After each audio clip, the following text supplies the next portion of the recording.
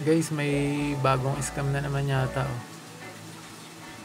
Eto, tingnan nyo. Ay, ba't dyan?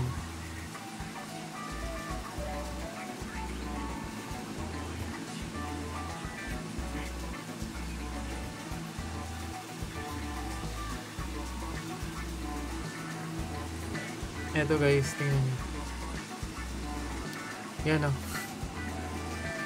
MMDA no contact apprehension. Please go to ph-ma.tw to pay the penalty after you have been notified that failure to pay will void your vehicle register. Tingnan natin guys, puntahan natin.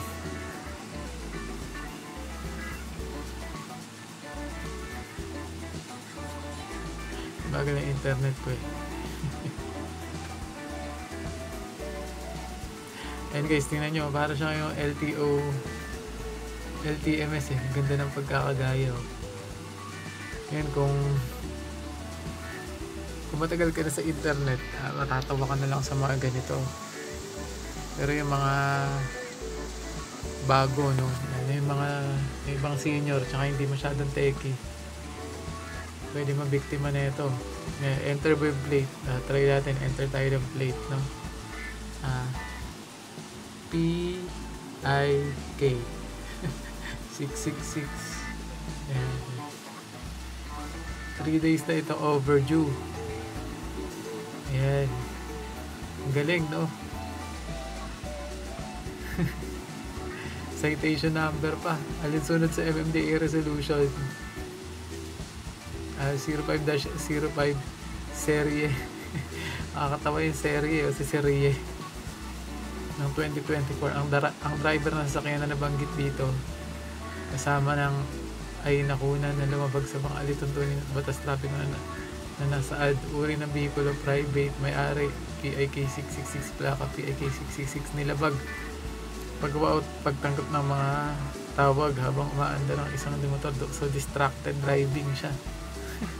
Ang corny. Tas try natin pay fine. Ayun, pipili ka na. Matry natin kunyari itong video. Ayan. Matry natin itong pay maya. Continue natin. Ayan na. Yan na yung phishing. Pag in-enter mo dyan yung number mo tsaka yung password mo, durog ka. 2 hours later. So update tayo guys, no? Kasi nakita ko sa balita, maraming nag-report na ito sa MMDA, no? Tapos yung iba yata nakapagbayad. So siguro inaction na nila to kasi pag clinic ko ngayon tong link na to, ayan, no? Wala na siya. Decide can't be reached na. So siguro na-actionan na. Wala na siya. 'Di ba? Mabuti naman kung ganyan, 'di ba? At least uma-action yung government natin, no. Ewan ko lang kung kung umaksyon nga or etong mismong scammer ang nag-take down ng site niya sa dami ng report, baka medyo na-bother siya. Pero as usual, umasa kayo sa susunod. Mauulit na naman 'yan. Baka mas maganda-ganda pa diyan. Mas kapani-paniwala. Kasi yung kanina ang pangit, parang bata lang gumawa. Yung serie niya may space bar pa yung serie. Sino kaya si serie? Ang kilala ko lang si Sir Chip. Yun, nakakatawa siya. 'Di ba? Pag matagal ka na sa internet, gaya ng sinabi ko kanina, matatawa ka na lang talaga. Pero ayun nga, sa maniwala kayo sa hindi, may nabibiktima at nabibiktima talaga niyan.